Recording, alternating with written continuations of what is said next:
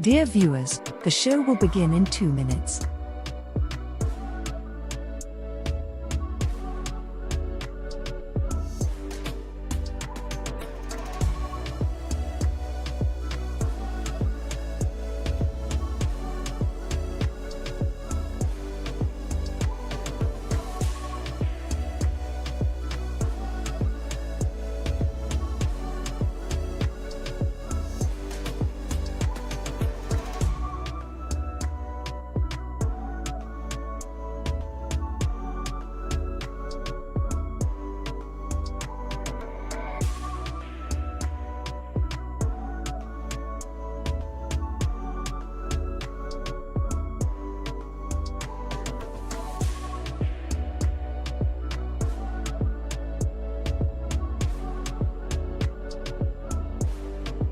The show will begin in 1 minute.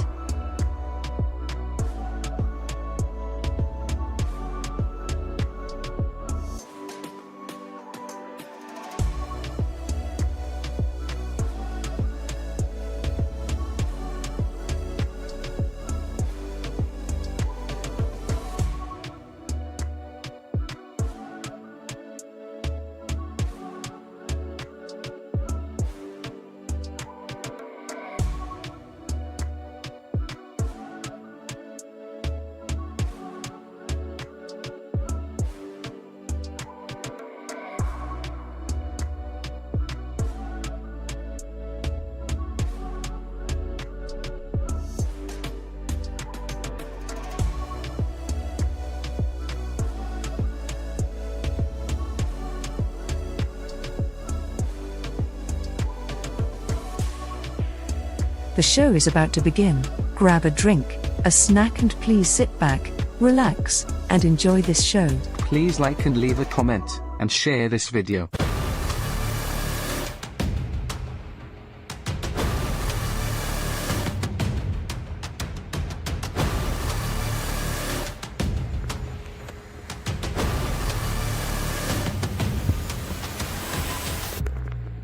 Welcome to Live Show 81, Global War, Are the End Times Approaching? It's September 25th, 24, and I'm streaming live from Minsk, Belarus, the possible front line of World War III. Thanks for tuning in. Please hit that thumbs up, share the video link on your social media to help this channel grow and get that information out there so that the mainstream media doesn't want you to know.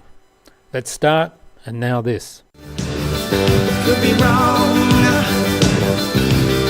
I could be right. Today I'm taking you through a serious and unsettling comparison. Something that's been gnawing at me and probably gnawing at many of you as well. We're facing a geopolitical scenario in Europe and the United States that bears eerie similarities to the most perilous moments of modern history. I'm talking about the tension between NATO, Russia, and the question of Ukraine. Something that many are quietly likening to the modern-day Cuban Missile Crisis.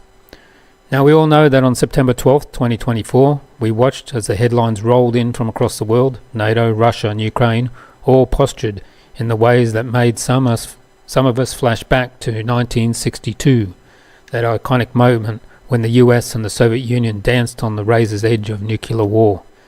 The Cuban Missile Crisis is not just a historical artifact, it's a chilling reminder on how close we can get to the brink. And here we are again, teetering, just waiting for someone to push too far. But let's break this down a bit. After all, the situation is more complicated than simple comparisons. Back in early September, we saw Western leaders, Joe Biden, UK Prime Minister Keir Starmer, and their entourage, strategizing on the next steps in Ukraine. And when I say next steps, I mean whether or not to give Ukraine the green light to strike deep into Russian territory using long-range missiles. Now think about that. For a moment, this isn't about defending Ukraine's borders. This is about expanding the battlefield into Russia itself. That decision, whether to go ahead or pull back, wasn't made lightly. But let me tell you, we're about inches away from the whole new level of escalation. What happened next? Putin fired back with a chilling warning, essentially saying, if NATO countries start hitting inside Russia territory, they will be at war with us. Direct involvement, he said. Not just support, but actual declaration of war. That same day, Russia resumed its nuclear testing, And when a nuclear-armed country starts reactivating its old warheads program, it's no longer a bluff. So here's the question that's keeping us all up at night. Are we once again, as we were on September 12th, staring at the abyss of World War III? Now before we answer that, let's take a closer look on how the US and Europe differ in handling this crisis. There's a persistent myth, maybe more than comforting illusion, that Europe and the US are on the same page when it comes to Ukraine. But that's not entirely true. Here's where things get really interesting. In the US, there's a real and growing anti-war movement. We've seen large protests, some even drawing parallels to the anti-Vietnam era. And whether or not it's the same as the 60s, this pushback is significant. In the US, more and more people are questioning why they are pouring billions into the war that seems to have no end in sight. And when it comes to the political elite, folks like Donald Trump, Cornel West and even Robert Kennedy Jr. are openly talking about pulling out of Ukraine. Nearly half Americans support Trump's skepticism of Ukraine's cause. He's not alone in the warning about World War III on the horizon. In Europe, though, it's a different story. The EU leadership, and by and large it seems locked in their support for Ukraine, no matter the cost. We're talking about figures like Ursula von der Leyen, the highest authority in the European Union, who said outright, the EU cannot afford to let Russia win in the war in Ukraine, regardless of what happens in the United States. The political leaders in Europe are far more unified, almost to a fanatical degree. And here's the kicker. Most European citizens aren't out there protesting like their American counterparts. In fact, a majority still back providing weapons to Ukraine. Germany, Poland, even the Nordic countries are standing firm. But what about the military commanders? These aren't just politicians talking tough from behind their desks. Military leaders across Europe, like Sweden's commander-in-chief, have been making very hawkish statements. Some are outright saying that they are preparing for war with Russia. This isn't just saber-rattling, it's a call to action, and it's deeply troubling. So where does this leave us? Is this really the Cuban Missile Crisis 2.0? I would argue it's even more complex. We're dealing with the same existential stakes. A nuclear exchange could annihilate millions. But the players and the dynamics are more volatile. The US might pull back, but Europe, led by unelected commissioners and generals, seem to be determined to push forward. So what are the scenarios? Well, in the best case scenario, maybe the US backs down, pulls its military aid and leaves Europe to carry on the burden. In the worst case scenario, a European missile, intended or not, struck deep into Russia, and in that instant, as Putin promised, it's war. Let's be clear, folks. This isn't fear-mongering. This is a world we're living in. Unless we find a way to break this endless cycle of escalation, the risk is World War III is not only real, it's inevitable. So what's the solution? It's not easy, but we need to demand more from our leaders, especially in Europe. They need to step back from the brink, because if we don't find a way to whip this corrupted, warmongering politicians out of power, we're going to wake up one day to be a world engulfed in flames. Thank you. And I could be wrong, and I could be right. Could be wrong. I could be right. Dmitry Polyansky, Russia's first deputy permanent representative to the UN, stated that London is the main opponent of peace in the resolving Ukraine crisis. He remarked, "It is absolutely clear to us that the United Kingdom is behind many initiatives that undermine peace efforts in the Ukraine.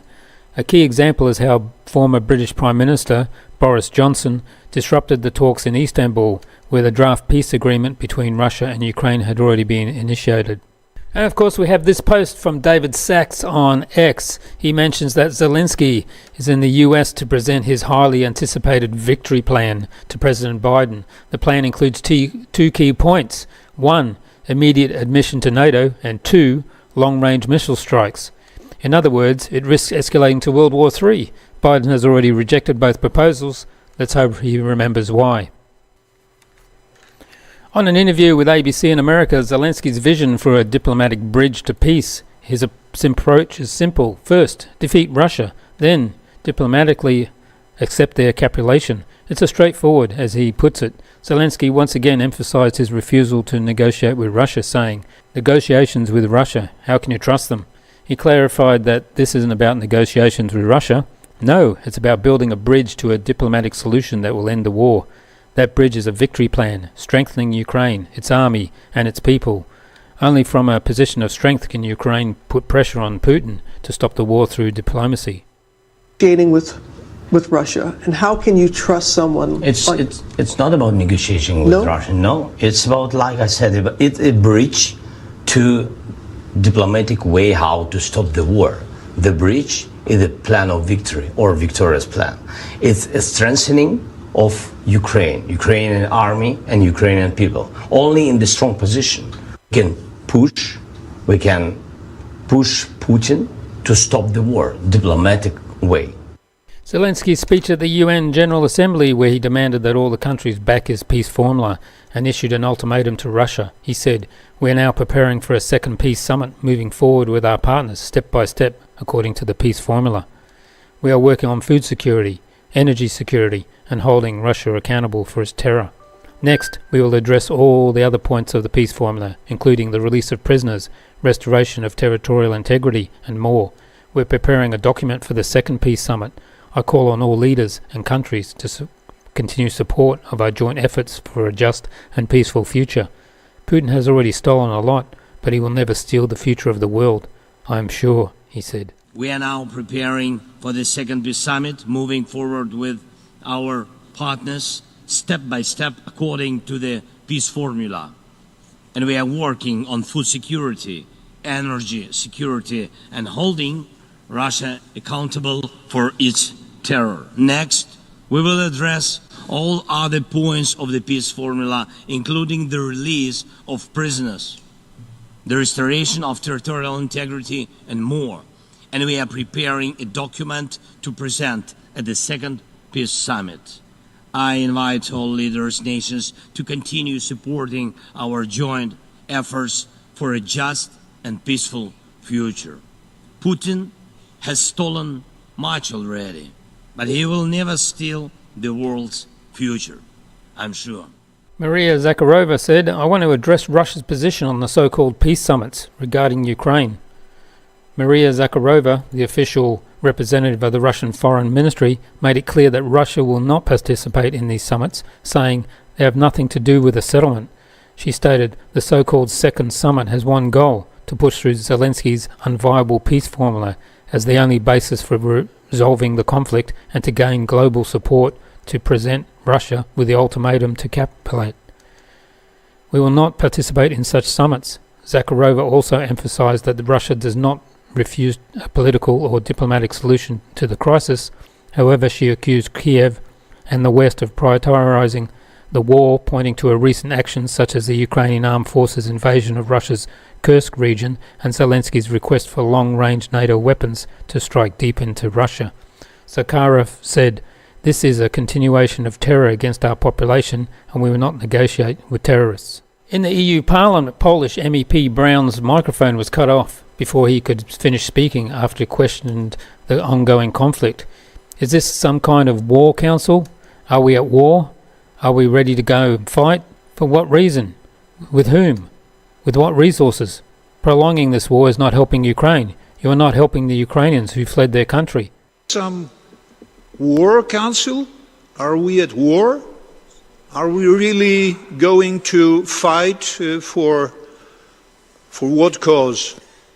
With whom? With what resources? We are not helping Ukraine by prolonging this war. You are not helping Ukrainian people who were looking for shelter, escaping their own country, and now I want to highlight a statement from American political activist Alex Jones. He claims that Politico has now published a report confirming that we all reported a year ago that NATO has been running the war all along, participating in the invasion, and is now supplying missiles to strike deep into Russia. Jones argues that the West, particularly the US, is responsible for starting this war, just like many others over the last 60 to 70 years, and he believes America has lost its way. He says America has become more dangerous and satanic compared to communism, while Russia is trying to protect itself. He also blames the US for a wide range of problems, from censorship and spying to economic and social issues, saying it's not Russia, but the criminals who took over our country. Now let's play the video of him saying this. Put out a detailed report this morning that we reported on really a year ago, but they're confirming it all, that NATO's basically been running the war the whole time, that they are involved in the invasion, and that they are going to be supplying U.S. missile parts and missiles, and so is the U.K., to start striking deep into Russia. So the West started this war like all the other wars in the last 60, 70 years, almost all of them started by the United States, the globalists. And in some of the cases, you can say we're fighting bad people. I mean, I don't like communists, but in this case, America has become satanic beyond communism, and Russia is trying to protect itself. And this is so dangerous. It's not Russia censoring us. It's not Russia surveilling us. It's not Russia trying to castrate our sons and cut our daughters' breasts off. It's not the Russians that are devaluing the dollar. It's not the Russians that offshored our jobs. It's not the Russians that propped up the communist Chinese the last 50 years. It's the criminals that have hijacked our country. German Chancellor Olaf Scholz has confirmed Germany's refusal to transfer tourist missiles to Ukraine. He stated, "We've always focused on our support on what truly helps and what is necessary. We've made several decisions that are very clear to me, and this includes not lifting the restrictions on the range of strikes. This is incompatible with my personal position. We will not do this, and we have good reasons for it." Germany is standing firm on its stance. Let's listen to him. Support are always very focused on what really helps and what is necessary, and that we have made a few decisions for ourselves. The specifics are very clear to me. This will also include the fact that Germany will not lift far-reaching restrictions, as it is incompatible with my personal position. Hence, we will not proceed, and we have solid reasons for this stance. The US does not believe that allowing Ukraine to use long-range Western missiles to strike deep into Russia will have a decisive impact on the conflict, according to the Pentagon. While it's impossible to predict Putin's response, Russia is determined to fight to the end. If Western missile strikes on Russia are significant and damaging, Putin may lose patience, although he currently seems to be preparing for a prolonged war. This reality is that the conflict could escalate and end in much more quickly, according to this person. And what the secretary has said, as someone that has, significant experience on the battlefield and understands how these things knit together, the secretary, whenever he talks about this, we've, have been very clear. It's not a silver bullet. It's not one capability that's going to win the war or suddenly, unlock something for the Ukrainians. It's how all the weapons, all the systems knit together and how the Ukrainians employ those together on the battlefield. That is how they are going to be successful. So again, it's not one system that all of a sudden X happens and it's a deluge and they've been able to, take back all their sovereign territory. It's not a silver bullet. It's how they all work together. And you're talking about U.S. systems, NATO systems, different European systems, and old Soviet systems all working together. And that is a challenge, and that is why, the Ukrainians continue to they're employing all these different types of capabilities on the battlefield and still being very successful at doing that. But it is not one system or capability that's going to be that silver bullet. A statement from Vyacheslav Volodin, Speaker of the Russian Duma, he made it clear that Russia will not tolerate increased Western military support for Ukraine, stating, "Today, the European Parliament called for the EU countries to lift restrictions on Ukraine's long-range strikes on Russian territory, increase military aid, and even collecting funds from European citizens for Ukraine's armed forces." Volodin warned, "I will repeat again, if something like this happens, Russia will respond with more powerful weapons. No one should have any illusions about this." He raised the critical questions for European lawmakers. Did you consult with your voters before making this decision? Do the citizens of the European countries want war brought to their doorstep? Volodin emphasized that these actions could escalate into a world war involving nuclear weapons, a dire warning that should not be taken lightly. And now I want to bring you attention to NATO's expanding focus on the Arctic and how Russia is responding. Russian Foreign Minister Sergei Lavrov made a clear statement regarding Russia's readiness to respond to NATO in the Arctic. Our NATO colleagues have now turned their attention to the Arctic, claiming the North Atlantic Alliance has interests there as well. All their talk about being defensive alliance is false. The Arctic is not NATO territory. Lavrov pointed out that despite earlier promises, NATO has already expanded across nearly all of Europe and now is turning its focus on the Asia-Pacific region, claiming threats originate from there. He highlighted the absurdity of this, saying, if you look at the map of Eurasia, where is the Far East, the Pacific Ocean, and where is NATO? Their desire to globalize, to position themselves not as a North Atlantic, but as a global enforcer, now extends to the Arctic. Lavrov warned that NATO is increasing its military exercises in the Arctic, but Russia is fully prepared to defend its interests politically, militarily, and technologically. He ended with a direct warning. If NATO is wanting for Russian missiles, Russia's missiles will arrive. Our NATO colleagues have begun to turn their gaze to the Arctic region. They began to talk about the fact that there are also interests of the North Atlantic Alliance there, because it is not far away, it is nearby. Norway was a member of NATO, of his very creation, and therefore they say we need to keep an eye on what is happening here. Well, this is now manifesting itself, by the way, in other regions, and all NATO talks about that they are a defensive alliance and only engaged in it. Defense of the territory of its member countries, this evil one. I have already said that the Arctic is not at all the territory of the Arctic North Atlantic Alliance, and now it is not enough for them that they have included almost all of Europe in its composition, contrary to the promises made. Now they are already turning their review to the entire Asia-Pacific region, directly stating that threats emanate from there. To the address. This specific statement is enough for NATO. Look at the Eurasian continent. Where is the Far East? The seas are eastern, where the Pacific Oceans are, where NATO is. But nevertheless, this is the desire. Globalize and legitimize or assert itself as no longer a North Atlantic, but a world gendarme. And in the Arctic region, we certainly see how NATO is trying to increase exercises, one way or another, related to possible crises in the Arctic. We are fully military in political and military technical terms. Tucker Carlson has expressed his disgust over the photograph of Pennsylvania Governor Josh Shapiro with a foreign leader, likely referring to Ukrainian President Zelensky during his visit to the US. Here's a rewrite of Carlson's statements, which we'll watch in a minute. Tucker Carlson on Zelensky's visit to the US. I saw an image of your governor, Josh Shapiro, alongside a foreign leader seemingly endorsing the use of military artillery that could harm civilians in the nation where we aren't officially at war with. His smirk in the photo was particularly galling. This sight provokes several thoughts in me. It was both infuriating and appalling across the state. There are communities where employment opportunities are scarce, where once majestic structures crumble, and where individuals are forced to sleep on the streets. Given these domestic crises, the notion of that any leader in this country, let alone this state, would prioritize with time, money and attention the issues of another country is not just infuriating, it's bewildering. A leader's primary, if not sole responsibility, is to the people they govern.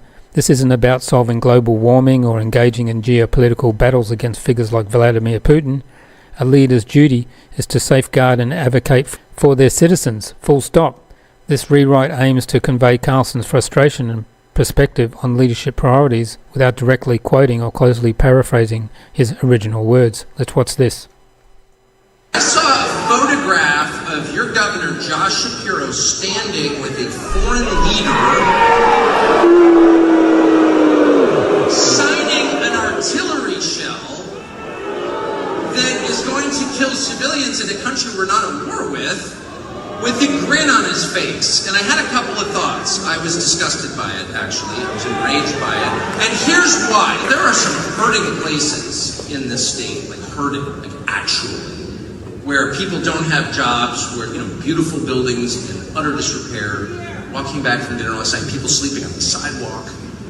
And so for anybody in charge of anything in this country, particularly in this state, to be spending time, money, or concern on a foreign country's problems enraged me. It enraged me. Damn you, actually. I thought I mean that. Because a leader's only job is to take care of the people he leads. Period. It's not to end global climate change. It's not to defeat Vladimir Putin or anybody else. It's to protect and watch over the people he leads. The Washington Post reports that there's no indication that the White House is ready to alter the stance on allowing Ukraine to use long-range missiles powered by the West to strike targets within Russia. According to sources within the White House and Pentagon, Kiev has not provided compelling reasons why such strikes would significantly advance Ukraine towards victory. These officials believe that the impact permitting these attacks would be minimal and might not justify the potential escalation risks involved. So it looks like for the next week or so, World War III is not on. So here we have the US Secretary of State Blinken saying, most Americans don't like seeing a big country bullying another. Can you imagine being Serbian, Syrian, Iraqi or Libyan and hearing this kind of bullshit? Viscerally, most Americans don't like to see a big country bullying another, and they just feel it's wrong and want to do something about it. And now to the situation in Israel and Lebanon. After several days of bombing, including the infamous pager attack, Prime Minister Netanyahu has officially announced the start of a special military operation. In an address, Netanyahu urged the people of Lebanon to evacuate the danger zones. He emphasized that Israeli forces are not waging a war against the Lebanese people, but against Hezbollah, which he claims has stationed missiles in civilian homes and garages. Netanyahu also reassured that once the military operation is complete, the Lebanese people will be able to return to their homes, or what's left of them. Lebanon. Israel's war is not with you. It's with Hezbollah. For too long, Hezbollah has been using you as human shields. It placed rockets in your living rooms and missiles in your garage. Those rockets and missiles are aimed directly at our cities, directly at our citizens. To defend our people against Hezbollah strikes, we must take out those weapons. Now, starting this morning, the IDF has warned you to get out of harm's way. I urge you, take this warning seriously. Don't let Hezbollah endanger your lives and the lives of your loved ones. Don't let Hezbollah endanger Lebanon. Please, get out of harm's way now. Once our operation is finished, you can come back safely to your homes. And the current death toll from Israeli aggression on Lebanon since Monday has now reached 558, including 55 children, 95 women, and 1,835 wounded, according to Health Minister Fairez Abad. And Iran has issued a warning to Israel over the risk of irreversible consequences. On Monday, the Iranian president stated that Israel's attempts to drag Iran into the conflict with Hezbollah could have severe outcomes, while insisting that Tehran seeks to live in peace. He accused Israel of trying to escalate the situation, saying, "It is Israel that seeks to create an all-out conflict. We will defend any group that is defending its rights and itself." He also criticized the international community for remaining silent on what he described as Israelis' genocide in Gaza. He further added that Iran would retaliate for the alleged killing of Hamas leader on Iran soil at the appropriate time, place and manner. And Lebanon is striking Israel. Missiles have hit southeast of Haifa and another struck in occupied Palestine. Additional missiles have been launched.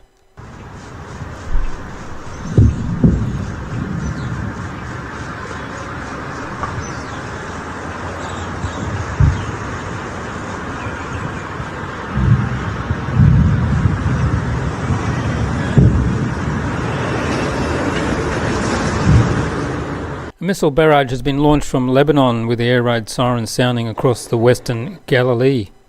And meanwhile in Israel, it continues its air raid strikes on Lebanon. Footage shows the destruction of Kfar Duran in Lebanon and Baalbek.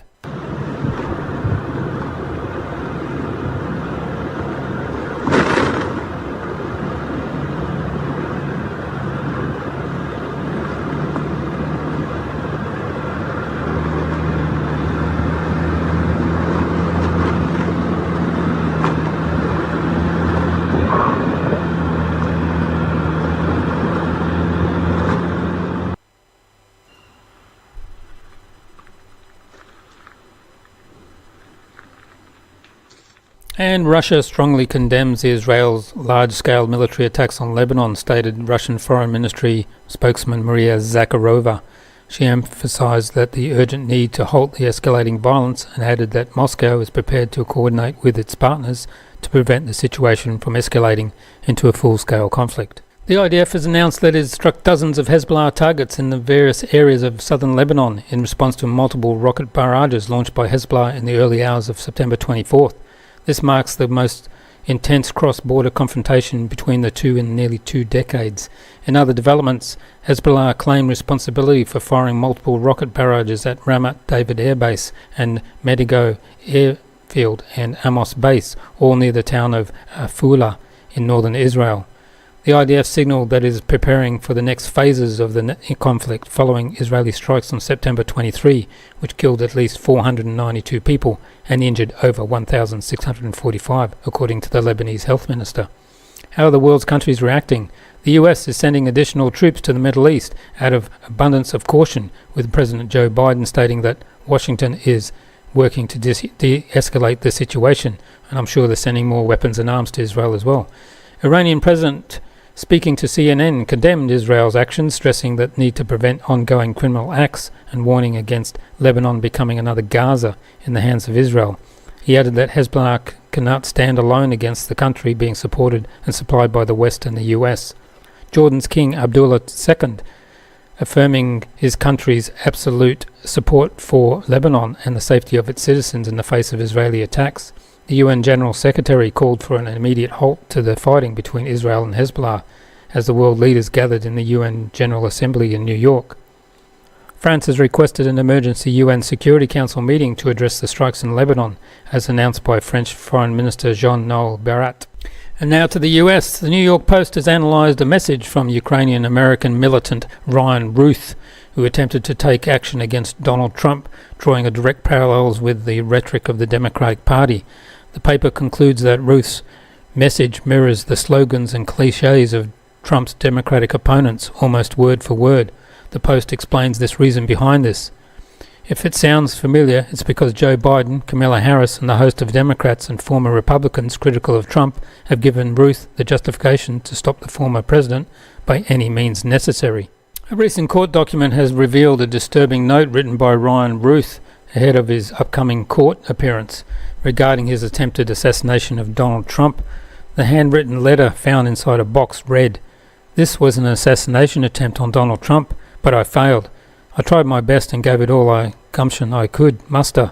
It is up to you now to finish the job. I will offer $150,000 to whoever can complete it." According to the witness, Ruth left the box, which contained ammunition, a metal pipe, construction materials, tools, 4 mobile phones and multiple letters, several months before September 15th.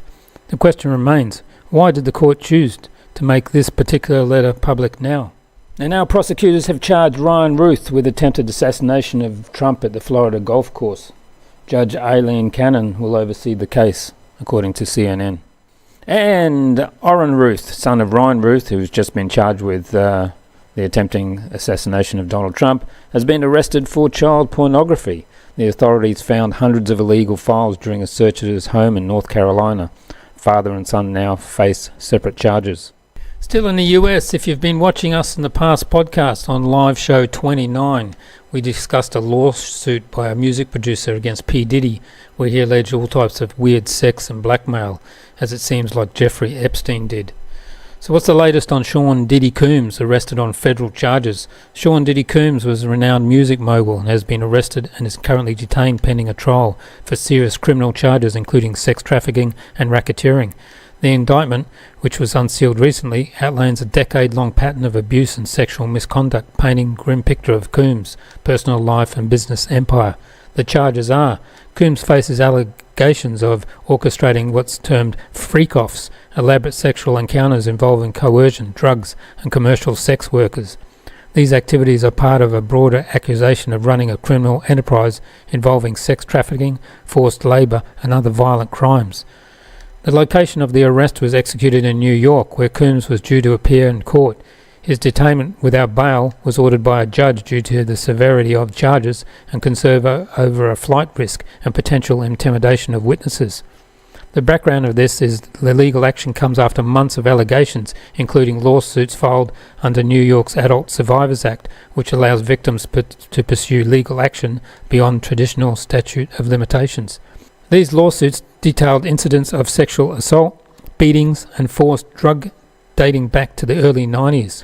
The implications are that the arrest and subsequent indictment represents a significant fall from grace for Coombs, who has been a central figure in hip-hop and broader entertainment culture.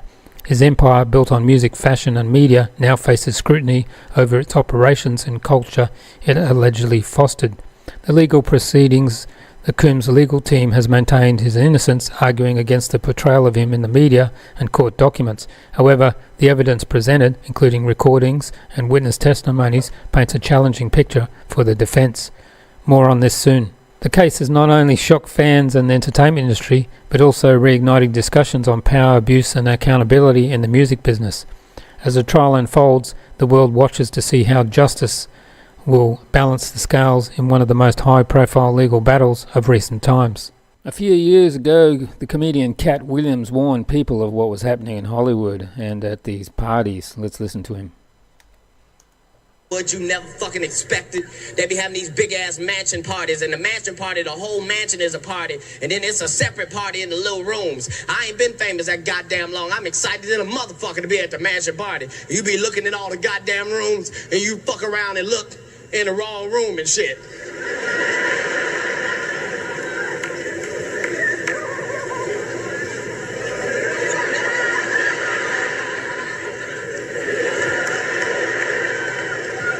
Nick, come here. Come here. Is that two niggas kissing? Is one of them niggas professor? Then, of course, he did this interview and also warned people of P. Diddy. After this interview, he was raided by the police and continually harassed by them, which hurt his comedic career until now. It's God's side and the other side. And we don't care nothing about the other side. Period. Period. All of these big dick deviants is all catching hell in 2024. It's up for all of them. It don't matter if you Diddy or whoever you is. TG Jakes, any of them. All lies will be exposed. That's all. And anyone who takes that the wrong way, know why they take it the wrong way. The truth is the light. I need to have another one of these. Amen. Amen. Shit. I kind of get one here. Right. After that, I don't really kind of know where to go. Let me one more time. Right. We good now? Because the people want to know, why would he get blackballed? Yeah, because in 30 years, I've done nothing but collect information, knowledge, and your secrets. So if you and a man was in a corner doing something you wasn't supposed to be doing... You will tell it? No, somebody come to tell me. Okay. I gather that, I value that, I'll pay for that. Come, tell me. I know so many things I shouldn't know, and they all know it. Diddy's former bodyguard claims that he may have secret tapes stating it's not just celebrities who will be shocked. He had politicians, princes, and even a few preachers in there. Let's watch him. I don't think it's only celebrities going to be shook. He had politicians in there. He had princes in there. He also had a couple of preachers in there. You personally, you think they got tapes? Well, my personal opinion that if Lil Rob could be trusted and his statements are true, they got him. They got tapes of stuff. Now, if Diddy had tapes, the feds have them. That's a lot of blackmail. Also, we have Diddy's dead partner details debauched lifestyle. A shocking new book titled Kim's Lost Words has surfaced, containing the diaries of the late Kim Porter, Sean Diddy Combs' former partner and mother to 3 of his children. Kim tragically passed away in 2018 from pneumonia. Also, there are allegations from this memoir which claim that Kim Porter accuses Diddy of assault. The book details an incident where Kim claims Diddy assaulted her. Explicit tapes allegation. Kim reportedly discovered tapes where Diddy allegedly recorded himself engaging in sexual activities with young males he managed, including an 18-year-old who later became a famous pop star. Celebrity sex parties. The diary entries suggest that these parties involved high-profile figures, including an Oscar-winning actor and his wife, in various scandalous scenarios. The memoir ends with Kim falling ill. Her final text to a friend indicate her fear and awareness of her deteriorating health. Following these revelations, there's a report from People stating that Sean Diddy Combs has been placed on suicide watch. This development adds another layer to what's already an explosive story. And here is more undeniable evidence that corroborates allegations against Sean Diddy Combs. Surveillance footage, exclusively obtained by CNN back in May 2024, captures a shocking incident from March 2016 where Combs was seen violently attacking his then-girlfriend, Cassie Ventura, in a Los Angeles hotel hallway. The incident, the video shows Combs dressed only in a towel, chasing Ventura down the hallway, grabbing her, shoving her to the ground, and then kicking her. He even attempts to drag her back, showcasing a level of aggression that's hard to watch. There was a settlement following this incident and subsequent legal action. Ventura settled with Combs. However, her attorney, Douglas H. Wigdor, made a strong statement about the video, saying the gut-wrenching video confirms the disturbing and predatory behavior of Mr. Combs. Despite the settlement, this video serves as a stark reminder of the allegations against Combs, which includes physical abuse detailed in lawsuits by Ventura and others.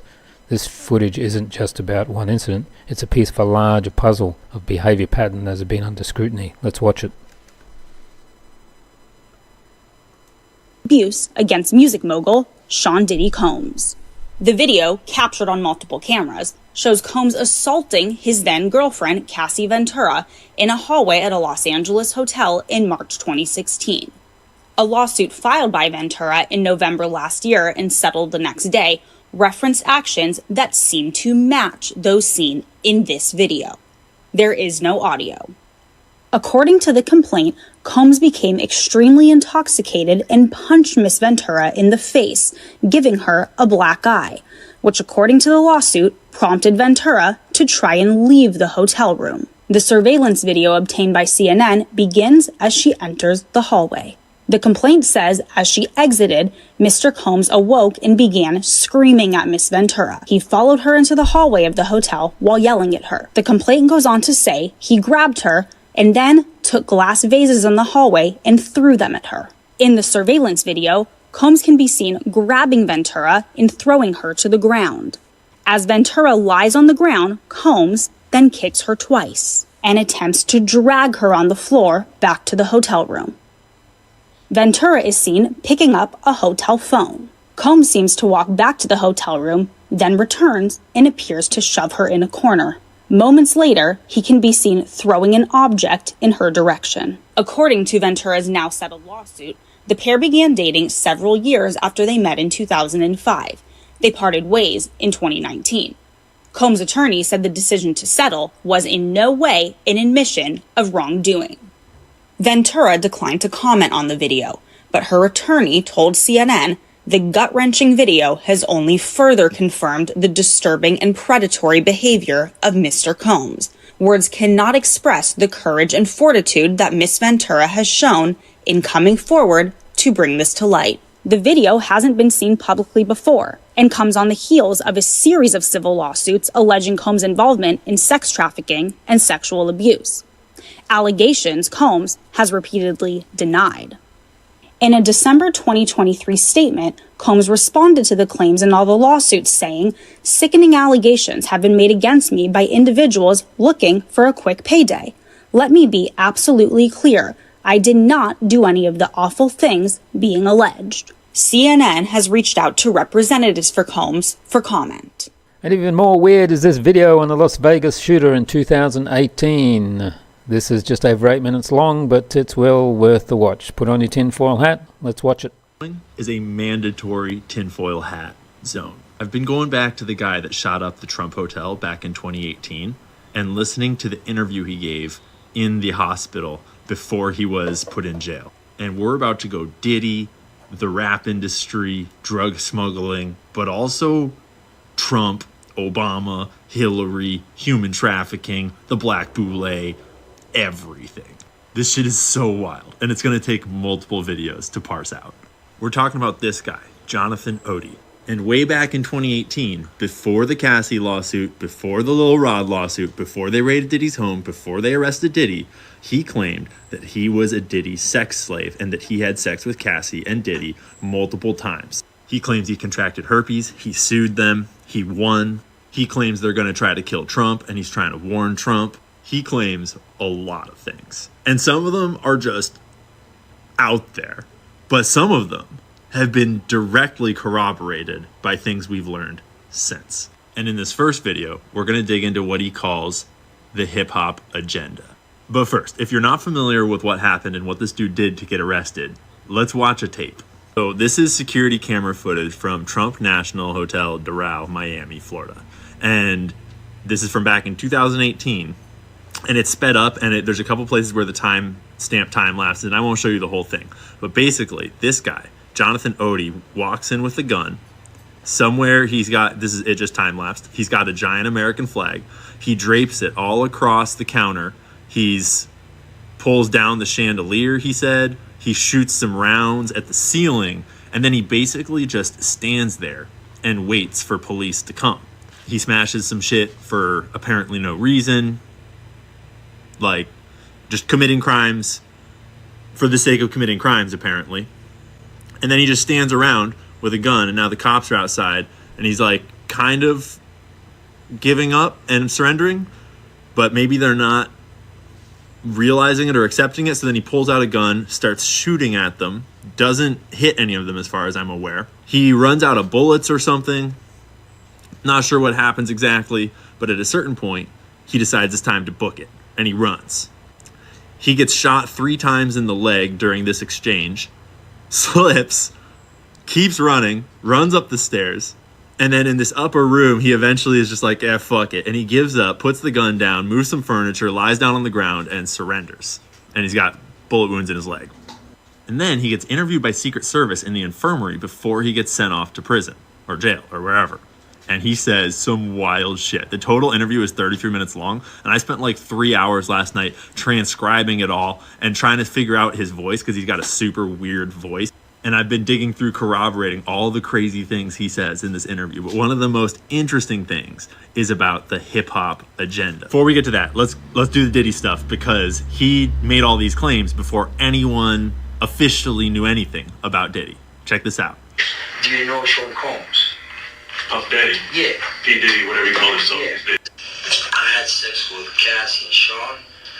Basically, he would masturbate and tell me what to do with Cassie. I had like 15 encounters, and I heard lots of business. Because what they would do is Sean talks a lot on the phone and on the TV with speakers and stuff, and I was like a sex slave, okay? For them, that's what I was. That's all right? I caught herpes, and I came back and I sued him for the herpes and won. But they did. Mark Garagos and Ben Mercedes were his attorneys, okay? And Christopher Leon's here was my attorney. They asked me to turn in that, which was the video recording, and I did so. Looking into the lawyers he just named, there's all kinds of dirt down that rabbit hole, but that's for another video.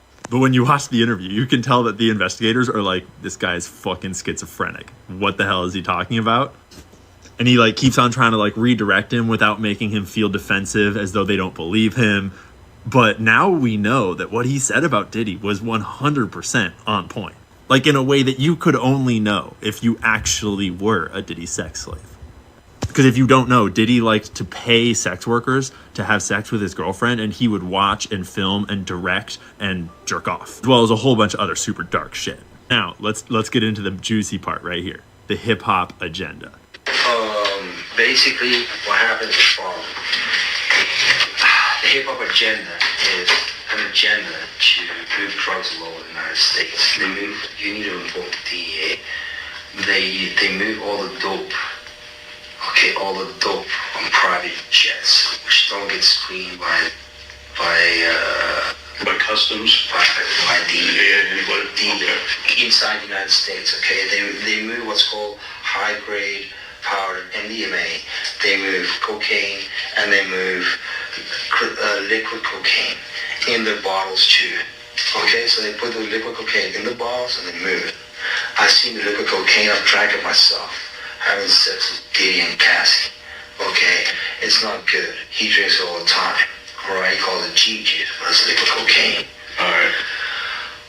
How do I know there's a conspiracy against Trump? Because it's in the Illuminati card deck. He should learn it. Okay, we're about to go into the Illuminati card deck and all sorts of other things. That's for another video. And yes, we're going to have a disclaimer about the amount of tinfoil required for this in just a second. But first, Sigma Pi Phi, or the Black Boule, is the oldest black fraternity in the United States. And this is its symbol. And it's a real thing. And it used to be kind of a secret society, and now it's like a public fraternity all across the US. And that symbol looks an awful lot like LeBron's chest tattoo. For starters, Black Boule deserves a whole other video, as does LeBron James. But y'all remember Juice WRLD, who died suddenly of a heart attack during a police raid on his plane where they found 41 vacuum sealed bags of marijuana? Died of a heart attack during the raid. Kind of weird. He was 21 years old at the time. And there are many instances of people getting caught smuggling drugs on private planes. All of these guys apparently did not have the protection of the rap industry or the Black Boule or whoever. I'm serious, tons of different instances. But it gets even more interesting when you look at what rappers own private jets. We'll skip to number 2, Diddy, whose plane is renowned for its intercontinental range. But number 1 is Jay-Z, and it was a gift from Bay, meaning probably a tax write-off because they're pretty smart business people. Then you got Drake, who aside from a Russian oligarch, Saudi Prince Al-Walid bin Talal, at least formerly before they confiscated it, whole other Vegas shooting rabbit hole, Drake's plane is one of the 5 largest private jets in the world at the time in 2023. Lil Wayne, Rick Ross, who is mentioned in this interview directly, 50 Cent, and Travis Scott. There's probably more. That's just who was in that one article. And speaking of liquid cocaine, Ciroc Vodka and De Leon Tequila are mentioned multiple times in the original lawsuit, and they had partnerships directly with Diddy. But it's hard to tell what of this guy's testimony is him knowing things from firsthand knowledge versus him self-admittedly just doing a whole bunch of internet research and piecing things together and deciding to save the world by warning Donald Trump about a plot to kill him by his cousins, all the other presidents, Hillary Clinton and Barack Obama. And if you're a real conspiracy nut, you might be like, yeah, dude. And if you're not, you might be like, yeah, this guy's fucking crazy. And you might fall somewhere in the middle, and that's okay. But it's pretty fun to think about. So yeah, more coming soon. 50 Cent has also posted on his X account about Diddy's parties and cameras from the Rodney Jones civil complaint seen here. He's also making waves with claims about J-Lo and Ben splitting over her past with Diddy's notorious parties. He says Athletic found out J-Lo was involved in Diddy's freak-off parties, hinting at underage attendees. As we now understand, Diddy's parties were wild, but these allegations are on the next level. This could shake Hollywood. Eyes are now on J-Lo and Athletic. Let's watch this. Just roped Jennifer Lopez into Diddy's case, accusing her of allegedly having freak-offs with minors at Diddy's parties, and he brought some solid proof to back up his words. You all know that 50 Cent does not play when it comes to taking Diddy down, and this time he is also coming for Diddy's associates, including J-Lo.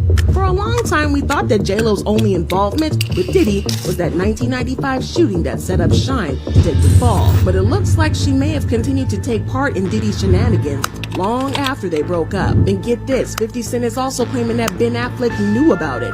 This is why he chose to leave J-Lo before everything came crashing down. But what exactly did Ben know about J-Lo's activities? And was Diddy really blackmailing J-Lo with the footage of her and the young boys? Well, let 50 Cent tell it, he has all the answers. And y'all won't believe the things he has to say. Now, if there's one person that we all know has had a history with Diddy, it's J-Lo. She and Diddy dated in the late 90s, and there have been many speculations about how she was Diddy's right-hand woman and knew more than she was letting on. It was kind of like a Bonnie and Clyde situation, and she was definitely the Bonnie to his Clyde, if you know what I mean. But for some reason, the true nature of the extent of her relationship with Diddy has always been kept securely under wraps. Sure, we knew that she and Diddy dated, but the streets have always talked about how there was more to the story than we knew, and how she's always had something to hide, especially with that 1999 shooting. So picture this, Diddy and J-Lo were out at a club in Times Square. There are also reports that Kim Kardashian was at these parties drugging men to help get information to help her businesses and career. She has started sending out legal notices to those who have been reporting this. Let's see some of these reports. Allegedly, the Kardashians are mixed up in this, that there's some documents, there's some proof, evidence that people were being drugged, and then things were being recorded, videotaped, and then that was used against executives or individuals to get further in their deals. What can you shed on that topic? Yeah, the names and what you're going to find here, it's the same circle. It's the Epstein circle. It's the Harvey Weinstein circle. Remember, they run in packs. Football players hang with football players. Baseball players with baseball players. The industry run in packs. 15 years of freak out parties. Who do you think went through there? Everybody. They went through there. Now, does it mean they're all complicit in trafficking? No, but they saw stuff and they talk about it and they know what happens at midnight. They know what happens at midnight. Yeah. At midnight, certain things happen. Girls get naked. All of a sudden, everybody's naked. All of a sudden, they find out, oh, have I been kissing on a man or a tranny? Is this a dude or a girl? All being recorded. At midnight. So things are not looking good for Diddy. Here's a video of his arrest from the CCTV in the hotel in New York.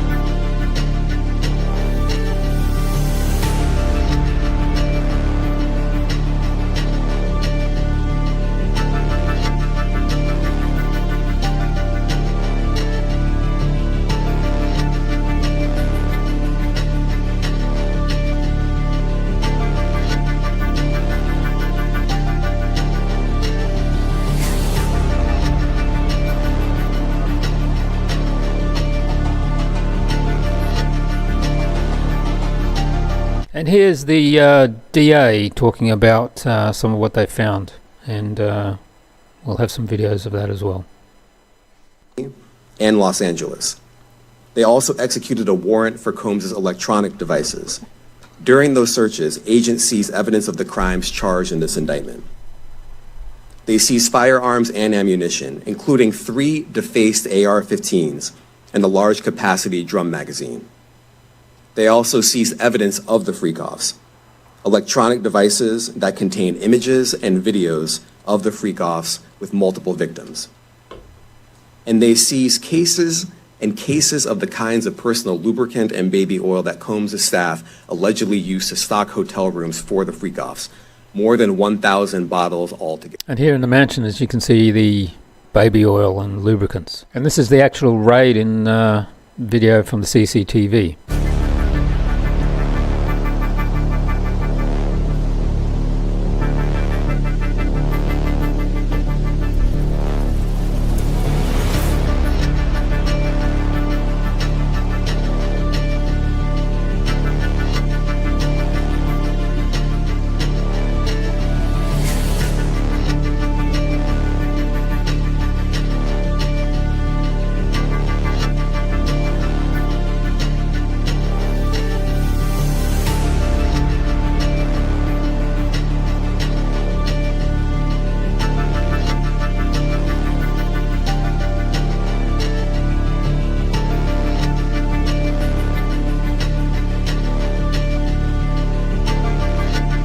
Diddy is now on suicide watch as this follows the denial of his bail for a second time. In a striking coincidence, this is the same facility where Jeffrey Epstein, under the same supervision, took his own life just days after being on suicide watch. Will he be Epsteined? In summary, Diddy's blackmail empire with allegations of dark web and power and control. Welcome to the twisted underworld where power, influence and control are traded like commodities. It's no longer just about wealth. These elites thrive on something far more insidious: blackmail, the tool of choice for those who hold the invisible reins of power. Diddy's infamous house parties have always been the stuff of whispered legends, but the truth is far more chilling than even the darkest rumours. Hidden cameras, freak-off parties, politicians, artists, athletes, none were safe. Now, as 50 Cent said, the tapes allegedly exist, capturing the rot and the very heart of the elite and circle. So who has these tapes now? The FBI? Will we see the light of day? If so, we're not just talking about scandal, we're talking about control on an Epstein scale. The control that can topple governments, sway elections and turn billionaires into puppets. When you've got dirt on everybody, you're untouchable. Was Diddy playing the same game as Epstein? Was he too a front for something much larger? Mossad had Epstein. Who had Diddy? This is far more than celebrity drama. This is about the very architect of power, the sinister mechanisms through which influence is bought, sold and used to manipulate entire nations. Stay awake. The truth is far uglier than you've been led to believe, and when the masks come off, no one, not even the untouchables, will be spared. And just a reminder, this podcast started reporting on Diddy on live show 29, some 52 live shows ago. Now let's discuss what else has been happening in the world. Two disturbing reports have surfaced dealing with automobiles. The first is that we suspected that would happen, is that these vehicles will have kill switches installed in them by 2026, letting the government turn off your vehicle so you can't use it. And the second one is that owners of Toyota cars have found factory-installed GPS trackers in them. Let us know what you think in the comments. Let's watch this. Out here fixing a latch on my Tacoma because it'll get stuck and then you can't open the door, and I saw this sticker and it says all persons must keep a minimum separation of 20 centimeters from the transmitter's antenna when the device is operating to meet current FCC exposure guidelines. Like, that's weird. Being a technician for the FAA working on radios, I know all about that shit. And then I remember, hey, there's some people with a GR Corollas, out there that are finding GPS trackers in their car. One of those guys was in South Houston. I live in South Houston, and that's where I bought my truck. So I look at the OBD2 port, and I'm like, that's weird. Why are there so little wires? And like, what's all this in the back? And it's an extension cable. So I go over here, pull this out, and I find this. I don't know what it is. Probably some Chinesium GPS tracker. It says Mingqing. But if it's got a SIM card in it, oh boy, I'm going to be using that free data. Thanks, nerds. Also talking about control, the NatWest Bank in the UK has launched a new payment monitoring system to track customers' purchases as part of a crackdown on general public buying meat and dairy products. What's it got to do with a bank, what you eat? London-based NatWest Bank launched a carbon footprint tracker to supposedly tackle the alleged climate crisis. The British multinational's bank system monitors customers' spending and scolds customers when they buy meat and dairy products. The tracker issues alerts when their food purchases are causing climate change. Again, what's it got to do with a bank? As part of the NatWest smartphone banking app, users receive messages when they are caught buying traditional farm produce. They are also urged to swap out items such as beef and milk with alternatives such as non-dairy or plant-based products. The app pressures customers to take part in Veggie Mondays and warns that they should be choosing mostly plant-based diets to fight global warming by reducing their called greenhouse gas emissions. The alert messages also recommended eating vegetarian at home to reduce your carbon footprint by 40 kilos. By swapping out beef, the app alleges an individual could reduce their carbon footprint by 12 kilograms. With censorship on the rise, see our live show 74 about Orwellian reality we're living in. Here is Michael Schellenberger reporting that Gates, Soros, Biden, Harris, Waltz, Clinton, Obama, the legacy media, the FBI, CIA, DHS, the EU, Brazil, and the Five Eyes nations are desperate to censor the internet. They're not hiding it. Look at them. They're trying to normalize it. This is an exceedingly dangerous moment. Let's watch Michael. Strongly implies that AI should be programmed to immediately mass censor disfavored views of vaccines. If you're causing people not to take vaccines, where are those boundaries that even the U.S. Should, have rules? And then if you have rules, what is it? Is there some AI that encodes those rules? One idea that AOC promoted was media literacy. Several members of Congress in some of my discussions have brought up media literacy. That's an Orwellian code word for government propaganda, often aimed at children in schools. So all of this is happening against a backdrop of the possibility that voters will elect Kamala Harris and Tim Walz as president and vice president of the United States. Those two have repeatedly called for government censorship of social media platforms, including banning their political rivals, Donald Trump, just as Brazil's dictator judge has done with his demand that certain politicians be banned across social media platforms. What the last few months make clear is that many governments, journalists, and other societal elites don't view their ability to censor or regulate social media platforms as a nice-to-have goal. Rather, they view it as a must-have one. They can't stand that X is allowing so much speech. They want even more censorship over Meta, Facebook, whose CEO, Mark Zuckerberg, recently confessed to bowing down to unethical and illegal government censorship demands on COVID. Bill Gates already has too much power over organizations like the World Health Organization, as his foundation is the largest private donor. According to Politico, Gates and his partners use their clout to control the global COVID response with little oversight. TikTok banned ads by a new athletic company, XXXY Athletics, started by the former COO of Levi's, Jennifer Say, because her company recognizes the reality of biological sex. The platforms allow the promotion of the trans agenda. TikTok allows ads for minors to perform irreversible surgeries.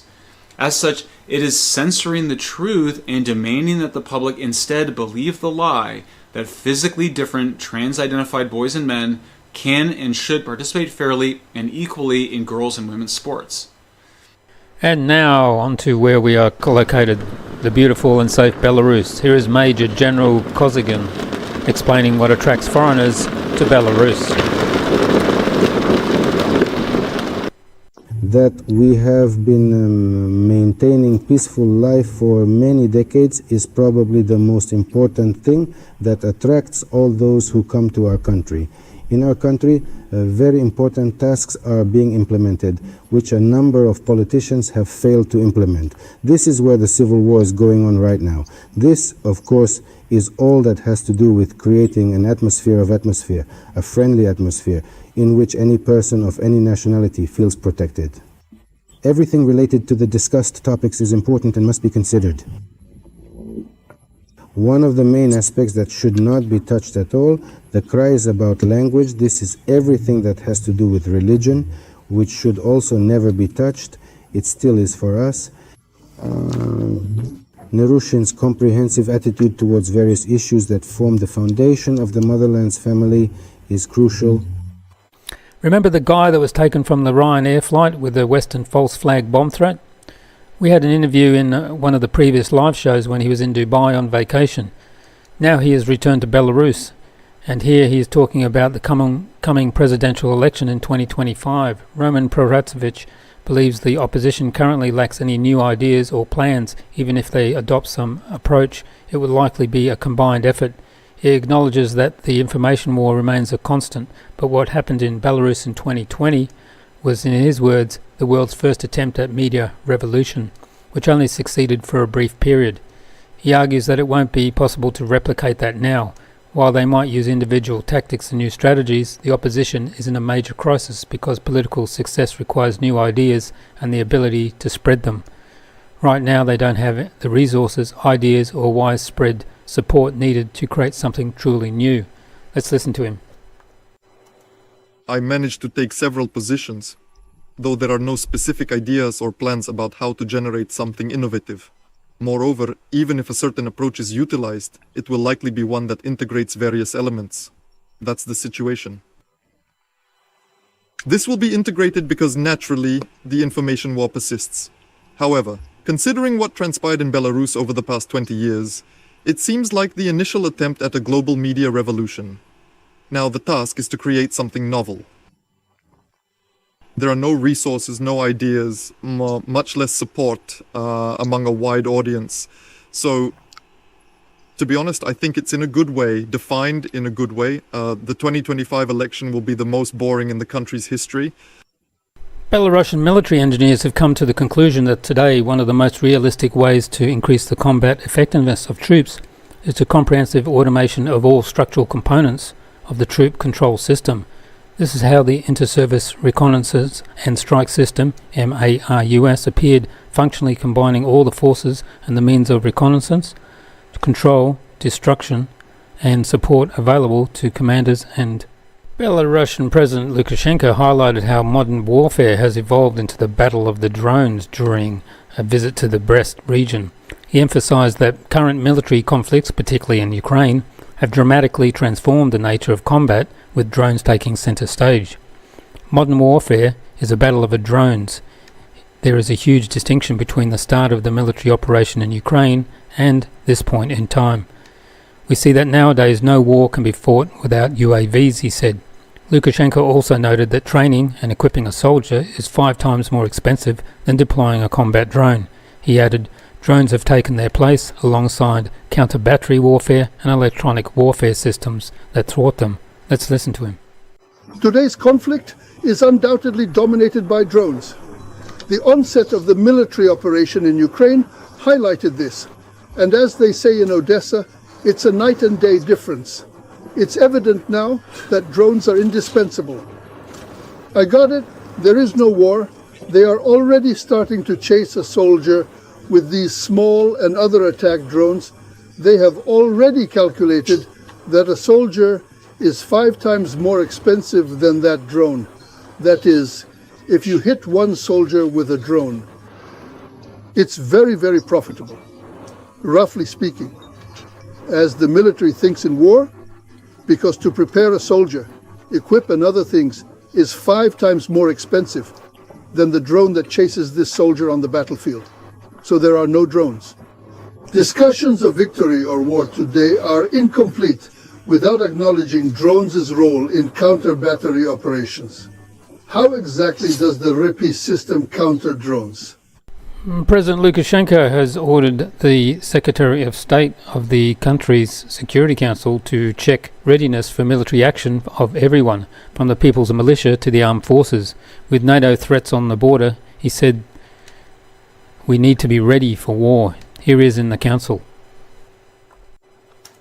We are a compact country with a small population, not a Russia of 140 or 150. There are millions of people, especially not China, not India, and not the NATO bloc. Given our current economic capability, we are unable to sustain a war-ready army. Thus, we need to adapt by establishing a people's militia. Territorial defense and armed forces require unity and discipline in our nation. That's what we have. Our system is clearly defined and practically implemented. We are now presenting it to the Secretary of State, and the tasks are set purposefully, ensuring genuine verification. From the People's Legion to the armed forces to the army, we have constructed a defense system for our country. Last Saturday I went with Max from DJI Shop to the Minsk Arena to watch Dynamo. Last Saturday I went to the Minsk Arena to watch the ice hockey, and the local team won 3-1 against the Russian team in the KHL League, and here's a bit of that. And if you want to see it, go to our Rumble or YouTube channel and see some highlights, about 15 minutes of it. There you go.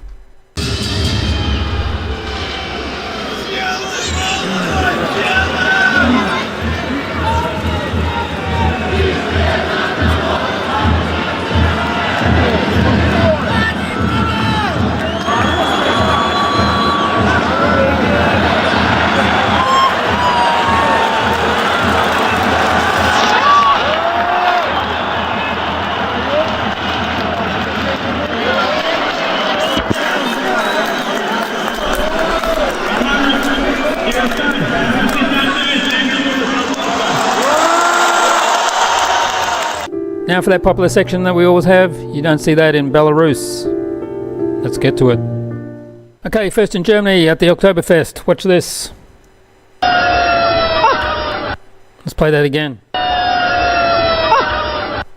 Yes, that was a naked man at the Oktoberfest sliding on his stomach across the floor. And now we have a future scientist and engineer throwing the conductor out of the train because he asked him for a ticket. This is in Italy.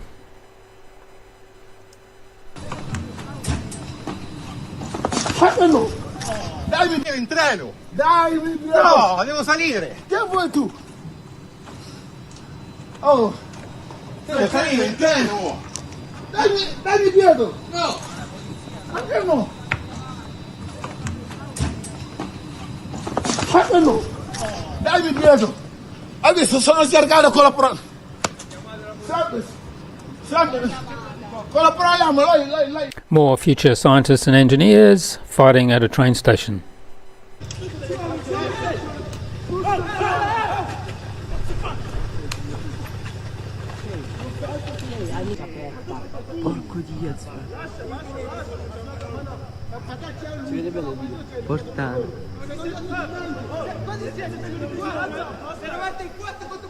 Chris bravo. Now in Spain, yes, more future engineers and scientists fighting.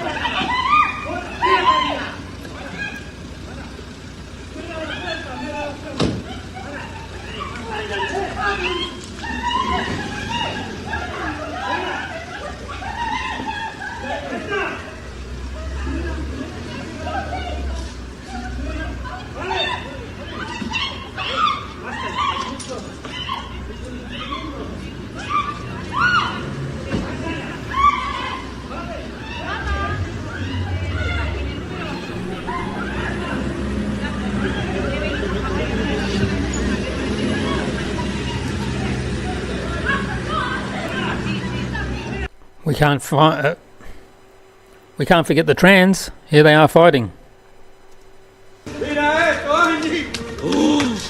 Ёбаный в рот. Ёбаный в рот.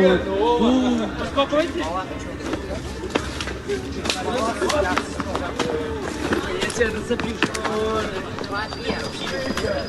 Охрану подойди, пожалуйста.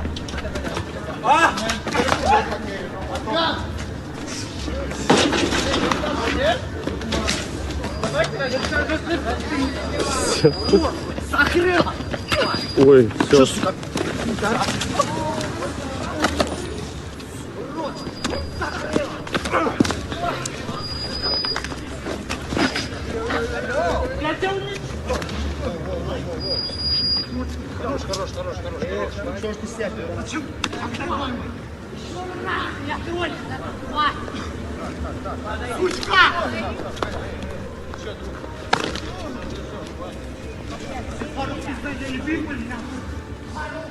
Over in the USA, here's a local 7-Eleven in Beverly Hills, California, getting raided by the local kids.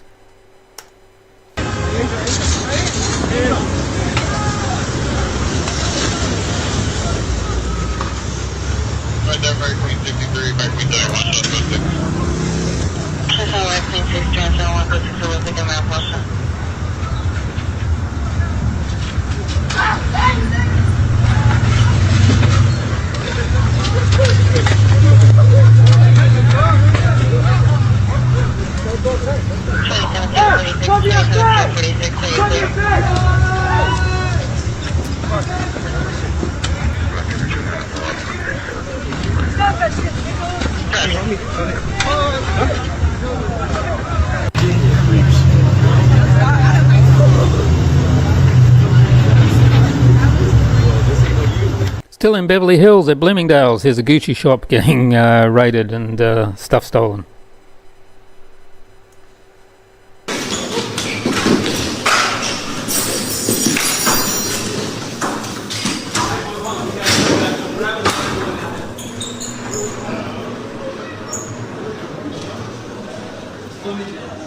We're now in Alabama, where there's just been a mass shooting, and this is the aftermath.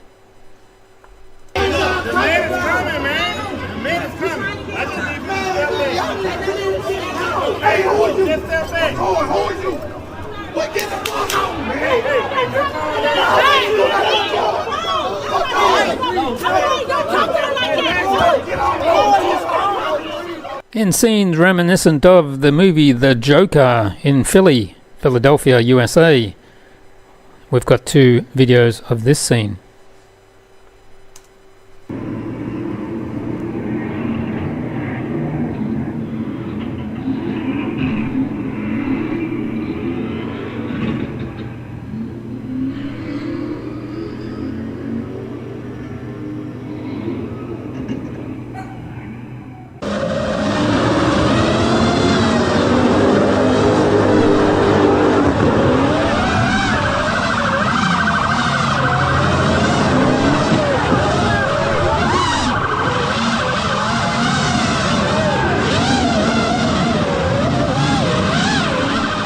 And finally, you've seen fentanyl where they're bent over like they're looking for something, like they've lost their contact lens. Look at this guy.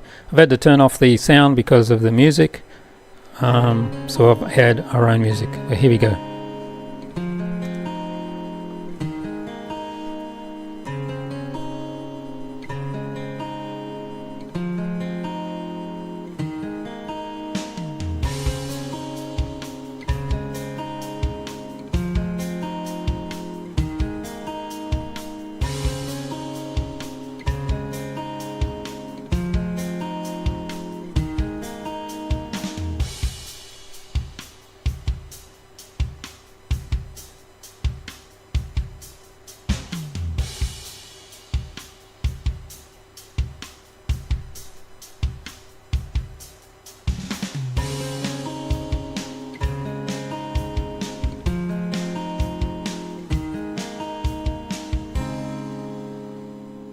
And you don't see any of that in Belarus.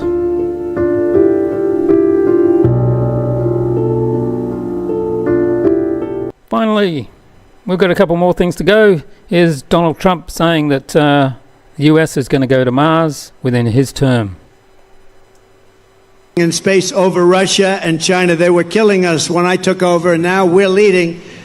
But military, we're going to reach, and it's my plan. I'll talk to Elon. Elon, get those rocket ships going, because we want to reach Mars before the end of my term. We want to do it. And we want to have also great military protection in space, because that's where it's going to be at. And we've got a rumor that the James Webb telescope has found a planet with life about 120 plus light years from Earth. There's also another rumor that there's a huge object on its way here, and it's changed direction a few times. Which one's true? We'll find out. A lot of rumours about the James Webb Space Telescope having detected something significant. I tweeted about it just yesterday, but apparently NASA's announced the detection of a potential signature of extraterrestrial life in the atmosphere of a planet located 120 light years away. And apparently the James Webb Space Telescope produced a potential detection of the molecule dimethyl sulfide, which is only produced by living organisms on Earth. It's a tentative detection, and they're preaching caution before they declare it's aliens. But what we can expect is that there's going to be clarification of that this year. And I think that's one thing that the government of the United States is already aware of and sitting on. I think they know the answer already. That's at least what I've been told. And finally, Hillary, let's listen to this. I'm sure everybody will get a good laugh out of this one. Your husband flies to Epstein Island 27 times, then they arrest Jeffrey Epstein, and then you kill him. Just like that, you bribe the guards, you turn off the cameras, and then you choke him to death. Will you be choking Puff Daddy this time around? Right. So how are you planning on doing Well, it? I wanted to choke him at night and make it look like a suicide, just like Jeffrey Epstein. But then I realized Puffy might actually enjoy that. So, you know, maybe he slips on the shower, maybe he chokes with a piece of fried chicken. I still haven't decided. Thanks for watching live show 81 today.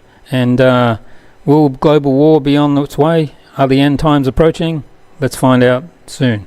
We'll see you on live show 82 on Sunday this week, and we'll be back. Thanks for tuning in. Please subscribe, share, love, and I'll see you then. Bye-bye.